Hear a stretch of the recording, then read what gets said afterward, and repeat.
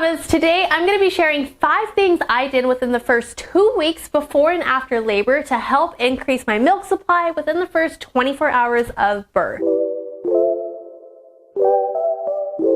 Alright, if you're new here, my name is Tiffany Day. I am a stay-at-home working mama of 2 toddlers, and I have been exclusively breastfeeding for over 4 years now between my 2 children. I wanted to go ahead and share some things that I did that allowed me to produce over 50 ounces of milk or 1,400 milliliters of breast milk a day, and gave me a freezer stash of over 400 ounces in the first 2 weeks of my son being born. So this way, if any of you are looking for ways to fill up a small freezer stash, maybe you're preparing to go back to work full-time, or you just see a dip in your supply, these tips are definitely going to help increase your milk supply naturally. Now, just as a side note, I want you to know that this video is in no way, shape, or form to be substituted for medical advice, and if you feel you or your child is having serious issues, please make sure to pair with your medical provider or a lactation consultant for further assistance. Also, this video is not to shame any mamas, and having a freezer stash or an oversupply of milk is definitely not needed. Most newborns drink up to 22 ounces of breast milk a day,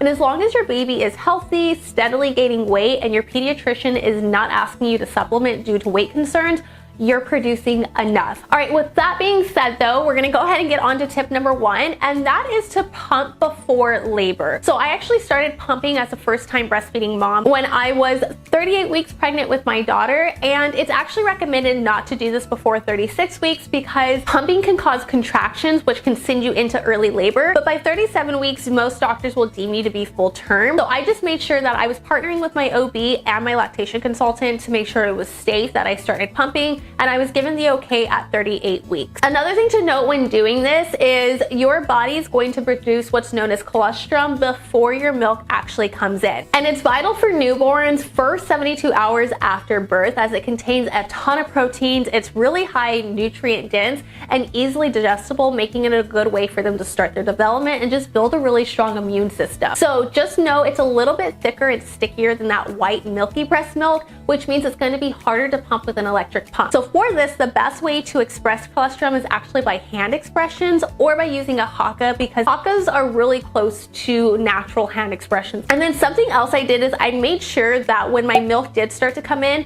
I was not mixing bottles of bags of the colostrum and the white milky milk, because I wanted to take the colostrum with me to the hospital. This way I can still give it to my baby, because again, it's really vital for them in the first 72 hours after they are born. All right, so moving on to tip number 2, I made sure that I had a lactation consultant on hand after delivery with my son, and I asked for a golden hour. So this is something I actually made a part of my birth plan the second time around, because I had such a rough start with breastfeeding my daughter, and actually I just had a rough labor to begin with, but we didn't get a golden hour, and I feel that made a huge difference between breastfeeding my daughter and breastfeeding my son. And one of the reasons why is because the longer that it takes for your baby to latch, the more difficult it's going to be to have a really good milk supply. Not saying if they don't latch within the first hour, you're never going to be able to breastfeed, but it just makes it easier and more likely that you're going to have your milk come in a lot faster. Another reason why I asked for the golden hour right away is because they allow skin to skin. So if you don't know, that's when your baby is usually just in a diaper. You can have the baby naked if you wanted to,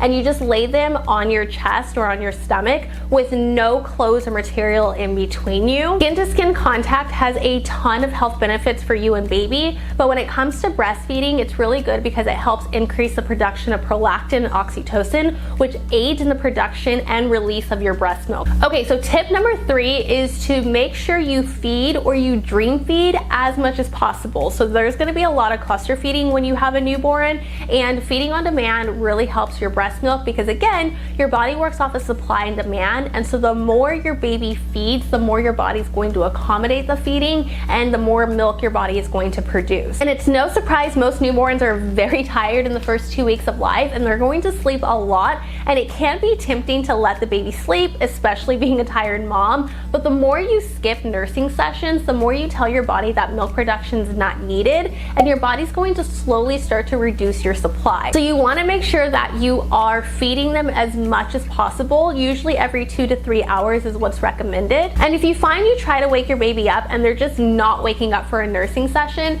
something you can do is a dream feed. So most babies do not have to fully be awake to feed. Honestly, I still dream feed my 18-month-old most of the time just so I can get extra sleep, but we still dream feed a ton and he has no issues with it, and they're actually drinking. You can hear them drinking the milk even though they're asleep. Something I found is I would just hand express and just have enough of the milk on my nipple, and I would even put it on my finger, and then I'd put it in between his like upper lip area right here, so this way they can smell the milk, because as soon as they smell the milk, they're going to react to it, and most babies will latch. Again, you just want to let them nurse as long as possible, because the more they nurse, the more milk your body is going to just naturally produce. All right, and then tip number 4 is pump until you're empty. So something I did was I would just attach a haka to the breast that the baby was not on. Again, hakas are really good. They kind of just recreate that hand expression. With hand expressing sometimes can be more effective than pumping with an electric pump, but I would do this because it created that tandem feeding, so my body thought that there was 2 babies there and I was emptying both breasts at the same time, which then my body was just going to replace the milk that was expressed. It also gave me a small freezer stash without any extra work, because my baby was feeding anyways,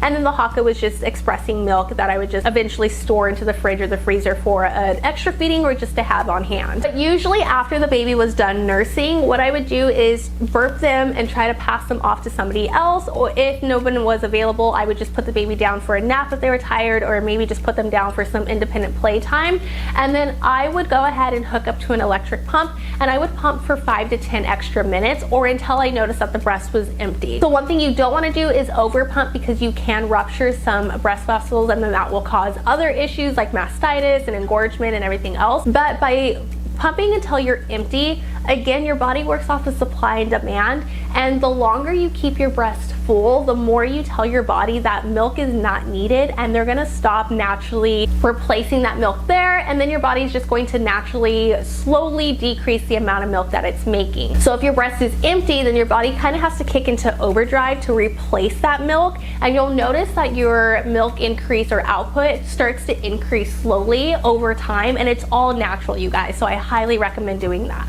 All right, and then tip number 5 is kind of a treat for mom, but it definitely helps with maintaining a healthy milk supply, and that's to make sure you're drinking enough water throughout the day and snacks like granola bars while you're nursing. The one thing to keep in mind is breast milk is 88% water, and your body cannot make what it does not have. So if you're not drinking enough water, you're dehydrated, it's going to get harder for your body to replace the milk that is being expressed. And then of course with granola bars, that contains oats, which are found in most lactation cookies, and it's actually a really good source of iron, and it helps lower stress, which helps of course calm mom, and it helps making the letdown process a little bit easier and the milk flow a lot better. So for me personally, I liked Nature Valley and Nutri-Grain bars, so that's what worked for me. But let me know in the comments below if you have a favorite oat bar while you're breastfeeding, so we can share with other mamas. And again, as a reminder, if you feel you are having any serious breastfeeding or health issues, please speak with your healthcare provider or a lactation consultant, especially before adding in any type of foods or supplements to your diet, to ensure it's safe for you and baby,